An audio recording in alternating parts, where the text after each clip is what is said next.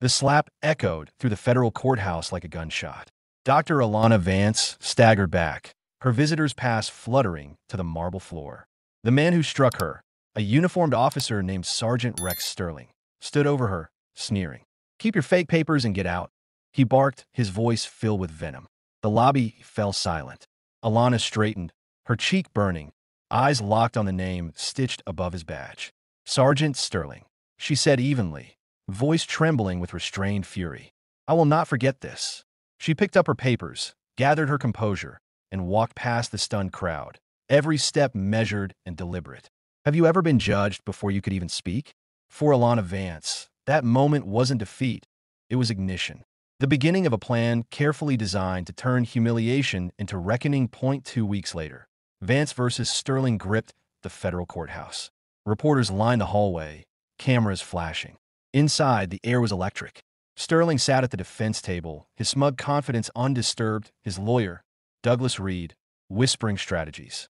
Across from them, Alana sat alone at the plaintiff's table, self-represented, calm, precise, every movement deliberate. That on the witness stand, Sterling performed like a man auditioning for sainthood. "I was doing my job," he told the jury, his tone smooth, practiced. "She was acting aggressive, waving suspicious documents. I feared for the safety of courthouse personnel." He paused, meeting the jurors' eyes. "Everything I did was by the book." Reed nodded. "And in your 20 years of service, Sergeant, have you ever been accused of misconduct?" "Never," Sterling said firmly. "My record is spotless. I've defended this courthouse for 2 decades. This," he gestured at Alana, "is an attempt to twist a simple security check into something it wasn't." The defense then played an edited body cam video. It began after the slap, showing only Alana's assertive stance, framed to look hostile. The jury watched in uneasy silence. Sterling's colleagues followed with glowing testimonies about his professionalism. The illusion of righteousness was complete. When Sterling returned to his seat, he glanced at Alana, satisfied. In his mind, it was over. Who would believe her over him? A decorated officer. He leaned back, smug, the picture of untouchable arrogance. But Alana Vance had come prepared for war. When it was her turn to testify, the room shifted. Her presence was commanding yet calm. Reed, sensing the jury's attention tilt toward her, moved quickly to undermine it. "Dr. Vance," he began, emphasizing the title with mocking politeness. "Isn't it true you tried to enter restricted areas of the courthouse?" "No," she replied evenly. "I had a valid visitor's pass for my scheduled appointment." Reed's tone sharpened. "And what exactly qualifies you to question law enforcement protocols, Doctor?" "I'm well-versed in departmental oversight procedures," Alana answered, her gaze unwavering.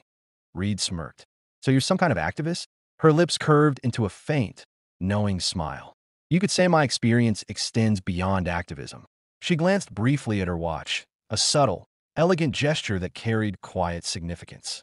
"In fact, I have a 2 p.m. appointment that may help clarify my expertise." Sterling frowned, whispering to his lawyer. Reed ignored him, pressing harder. "Dr. Vance, isn't this lawsuit just a political statement?" "No," she replied, her tone cooling like tempered steel. "It's a professional response to misconduct. And I think, counselor, that assumption will age poorly."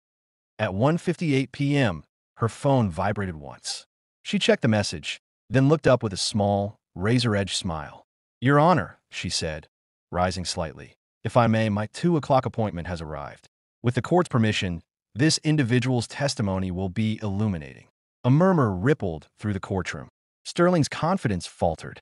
Something was happening, something he couldn't control.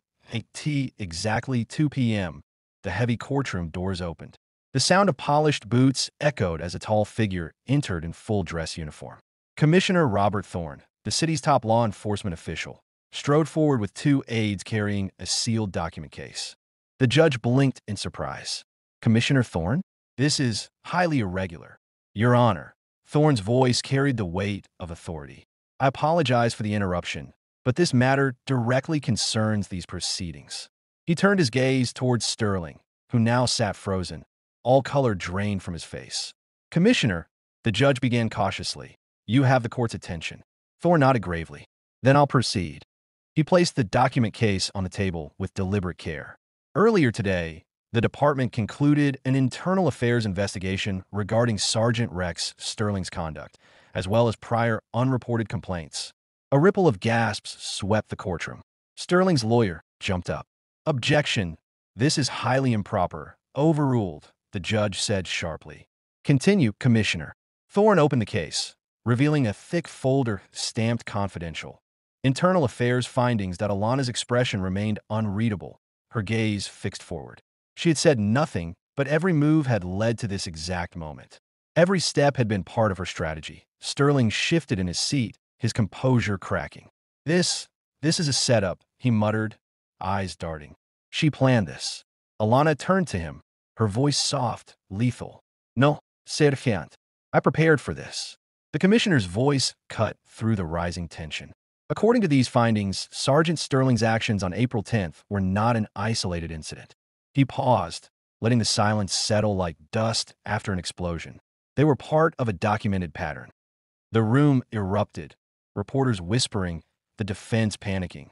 Sterling gripped the edge of the table, pale, shaking, and Alana Vance simply smiled. Alana Vance slowly rose from the plaintiff's table, every eye following her. For the first time, Sterling saw her with clarity, no longer as a victim, but as a commander. Commissioner Thorne faced the court.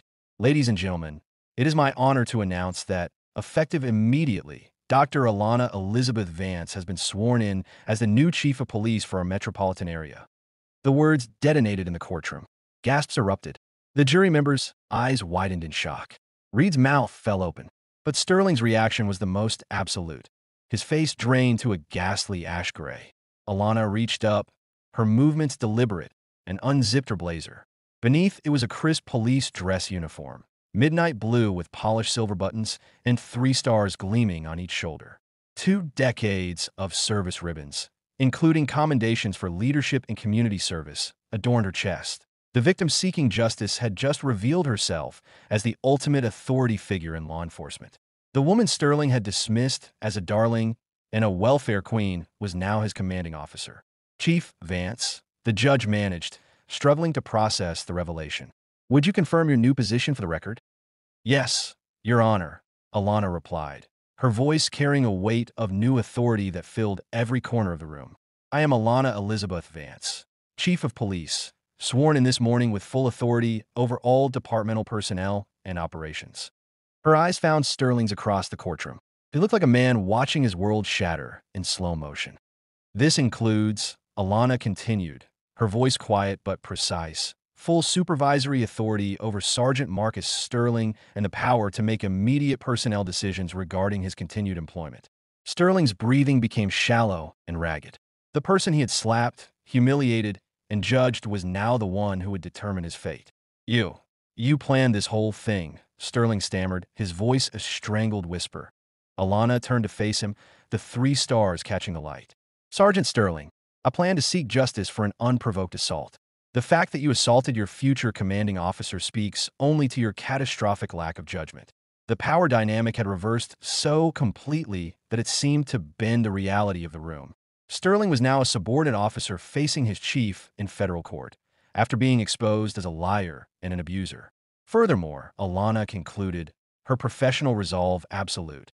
"Effective immediately, you are suspended without pay pending the outcome of these proceedings and a comprehensive internal investigation into the pattern of misconduct revealed by today's evidence."